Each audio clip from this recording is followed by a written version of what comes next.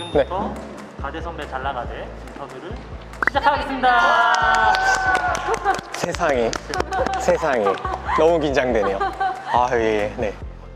먼저 키워드 하나 뽑아주세요. 아, 네. 아무거나 하나를, 저는 녹색을 좋아해서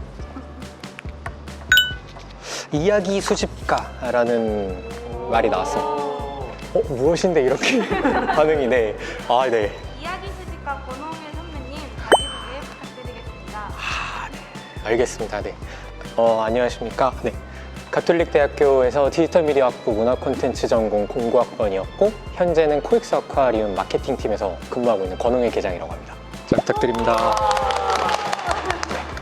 잘생겼어요. 편집. 네. 자, 네. 네. 선배님, 이야기 수집가란 뜻에 굉장히 궁금한데요. 구체적인 설명 부탁드려도 될까요? 이전에는 PD를 했었고, 영상 일을 했었고, 지금은 마케팅팀에서 홍보 콘텐츠들, 주로 온라인이나 디지털 쪽 관련된 것들을 생산하고 있어요. 그런데 저희 같은 경우엔 그러면 결국 스토리가 되게 많이 들어가거든요. 그래서 늘 이야기들을 수집하고 기억하고 계속 새기면서 제가 하는 업무들에서 사용하고 적합하게 배치하고 이런 업무들을 하고 있는 사람입니다. 네. 다음 키워드. 네. 노란색으로. 아, 바꿀게요. 코엑스 아쿠아리움이라서. 예. 굉장히 부담스러운 문구가. 나는야 면접왕. 저희가 소식을 입수했는데요. 네. 선배님께서 면접에서는 단 한 번도 떨어지지 않은 무패의 신화를 가지고 계시다고 들었습니다. 진짜인가요? 면접에서는 단 한 번도 떨어진 적이 없다는 자소서는 포함이 아닌 거잖아요. 네. 그렇죠? 네.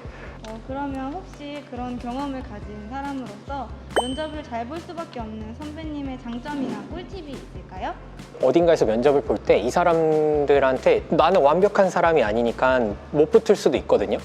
그 사람들한테 적합하지 않을 수가 있어서. 근데 내가 적합한데 그거에 대해서 어필을 못 할까 봐 저는 진짜 솔직하게 말하자라는 쪽으로 분위기를 심고, 거기서 편안하게 그냥 쭉쭉쭉 가는 식을 택하는데, 그렇게 해서 조금 길게 말하는 편이에요. 상대가 끊지 못하게, 면접관님들이.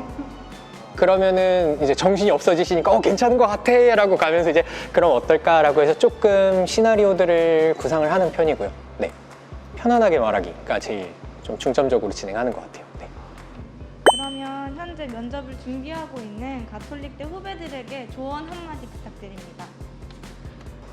되게 요새는 사실 다들 이제 화법이나 화술 이런 거를 많이 사람들이 많이 보고 많이 공부하고 많이 연습한다고 저는 알고 있어요, 취준생들이. 근데 그런 거를 공부할 소스는 워낙 유튜브고 네이버고 뭐 여러 가지 온라인상에서 구할 수는 있는데, 그걸 너무 맹신하지 말라라고 저는 말하고 싶어요.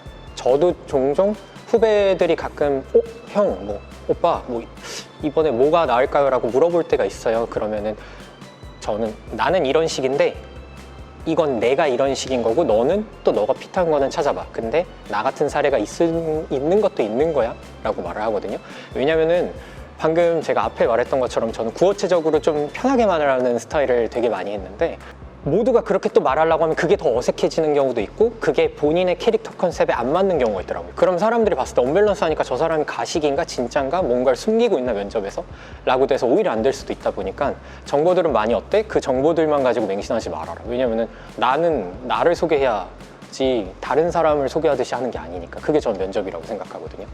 그래서 많이 정보를 습득하되 맹신하지 말아라 라고 말하고 싶습니다. 네. 다음 키워드 뽑았습니다. 아, 네. 빨리 끝나겠는데요. 네.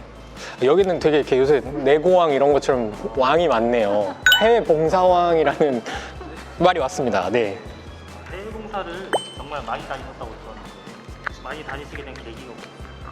처음으로 간 게 제가 09년도에 입학을 해서 11년도에 처음 해외 봉사를 갔어요. 캄보디아로 기업체 이제 단계 봉사로 2주 정도를 갔던 것 같아요. 근데 가서 조금 여러 가지 제가 보람도 있고 많은 것들을 배웠고 느꼈는데, 해소가 안 된 부분들이 좀 있었거든요. 그래서 그런 것들을 좀 더 답을 찾고 싶다 이러면서 다른 해외 봉사를 갔는데 또 해소가 안 되는 거예요. 그래서 또 해외 봉사를 가자. 그 다음에는 또 짧게 가다가 1년을 미얀마로 갔어요. 학교 다닐 때 이제 휴학하고. 근데 거길 가서 1년을 있었는데도 제가 저 스스로 약간 답을 못 찾은 거예요. 그래서 취직을 했죠. NGO에. NGO는 해외 봉사를 하는 집단은 사실 아니에요. 국제개발협력이라는 분야지만 제가 고민하는 거에 대해서는 조금 이어진 질문이 계속되는 분야라서 저는 그렇게 해서 첫 직장을 이제 굿네이버스라는 국제개발협력 NGO 취직을 하게 되었었습니다. 그래서 계속 답을 찾고자 진행했던 것 같아요. 그렇게. 네.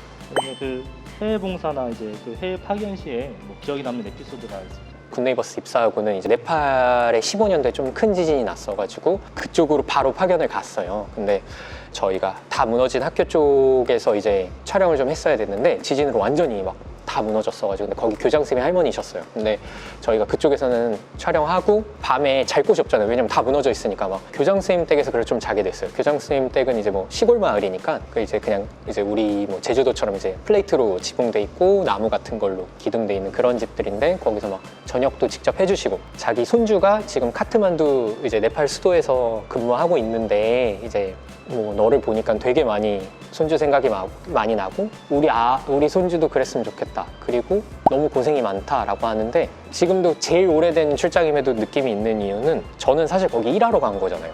뭐 아직 일만 아직 하는 중이지 결과물이 아직 안 나온 상황인데 저한테 고생이 많다. 뭐 아이고 파이팅 해라 라는 덕담을 사실 지금 저한테 그 감사나 격려를 해주실 이유가 크게 없으셨단 말이에요. 왜냐면 현장에서는 저희 NGO의 현장 활동가 커뮤니케이터 분들 지부장님들이 일단 고생을 하시고 저는 그거를 일단 화면에 담아서 알리러 간 사람이거든요. 그러니까 제가 실무단이 소위 아니고 전 조력자인데 그 포지션을 암에도 그런 식의 덕담을 해주시고 그러니까 제가 너무 감사함이 커갖고 그게 제가 근무하는 동안에 계속 원동력이 된 것 같아요. 저는 뭔가 저희가 필요하거나 이런 게 저희는 많은 직업이니까 야근 많고 근데 그럴 때마다 내가 열심히 해야 되는 이유 이런 거를 그쪽에서 많이 찾았던 것 같아요.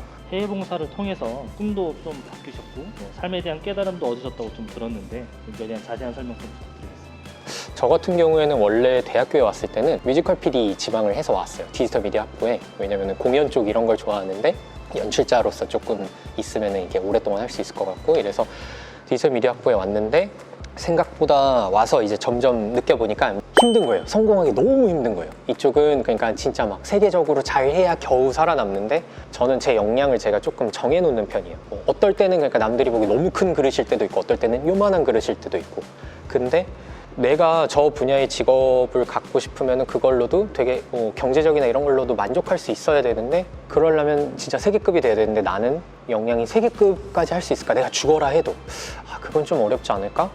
이건 좋지만 다른 것도 재밌는 게 많을 것 같은데 그럼 다른 것도 찾아보면 어떨까 했을 때 학교에서 이제 다큐멘터리 PD님이 수업해 주시는 게 저희 학과에 하나 수업이 있어요. 그 교수님께서 이제 다큐멘터리 쪽 분야에 대한 수업들에 대해서 되게 많이 저한테 인볼브를 해주시면서 다큐멘터리 PD가 되고 싶다 라는 생각을 먼저 가졌던 것 같아요. 근데 그게 제가 해외 봉사나 해외 쪽에서 일하는 것들을 하다 보니까 뭐 동남아나 아프리카나 저기 중남미권으로는 NGO 쪽 관련 촬영으로 많이 학생이 이제 다녔고 뭐 유럽이나 조금 일본, 중국 이쪽으로는 기업 쪽으로 촬영들을 좀 다녔어요. 근데 저는 NGO 쪽 촬영이 훨씬 재밌고 제가 느낌이 있는 거예요. 그리고 훨씬 더 휴머니즘적인 게 강하고 요소들이 사람들의 이야기를 담다 보니까 그래서 나는 NGO 분야에서 좀 있고 싶은 것 같다. 그쪽이면 내가 원하는 이런 영상의 스토리라인을 이어가면서 내가 만들 수 있을 것 같다. 그러면서 일단 꿈이 진로가 설정이 됐고요. 해외 봉사를 꼭 추천해주고 싶은 분들이 있으면 혹시 어떤 사람들일까요? 대학생이 아니더라도 인생의 사람이 해외 봉사라는 것을 해보라고는 하고 싶어요. 왜냐면은 그런 게 있어요. 요새는 특히 단기 봉사 같은 경우에 뭐 2주에서 길어야 한 달 가는 것들 이런 것들은 되게 많이 안 좋게 말하는 사람들도 많아요. 비용이 너무 많이 들거든요. 한 명이 가는데 예를 들어 그냥 한국에서는 가까운 그냥 동남아로 간다고 칩시다. 비행기값 한 60에서 80만 원이에요. 근데 이 친구들이 교육봉사나 이런 거 하겠다고 부채나 장구, 뭐 미술 도구 이런 걸 또 챙겨요. 그럼 수화물 추가되죠. 그럼 수화물 20만 원, 30만 원 추가돼요. 그 친구들 안전해야죠. 좀 더 괜찮은 숙소를 적어도 수도에선 잡아주려고 하고 식사도 마을에서 먹으니까 싸지만 그래도 마을 주민분들이 평소에 잘 드시지 못하는 고기나 단백질류가 많은 식사들을 많이 하죠. 힘 쓰는데 젊은 친구들 챙겨줘야 된다. 그럼 결국 한 명 가는데 진짜 몇백만 원의 돈이 들어요. 그 2주 보내겠다. 그러면 단기회봉사를 안 좋아하는 사람들은 이제 그거에 대해서 이렇게 말을 하죠. 200만 원, 300만 원, 그리고 진짜 많게 500만 원, 막 1000만 원까지 한 명 보내는데 드는데 그거면은 그 마을에 진짜 필요한 거 지을 수 있고 진짜 필요한 거 지원해 줄 수 있어. 이게 뭐야? 저도 그 말이 맞다라고 생각해요. 그래서 단기회봉사라는 거를 가는 친구들이 이제 제가 나이가 드니까 이제 인솔자나 부인솔자로 갈 경우가 있었거든요. 그럼 저는 그때 꼭 그렇게 말을 했어요.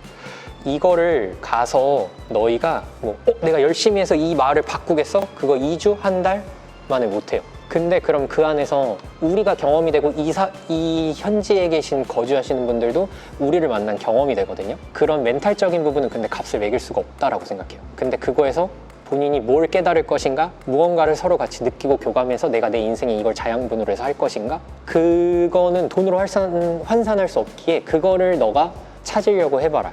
뭐 부딪혀서 실패할 수도 있어요. 나는 갔는데 그쪽의 생활 패턴이나 이런 게 문화적으로 이런 것도 너무 안 맞아서 막 되게 많이 스스로 그냥 상처를 많이 받을 수도 있고, 오히려 아니면 되게 많이 막 무언가는 깨달았는데 한국 와서 다 까먹을 수도 있어요.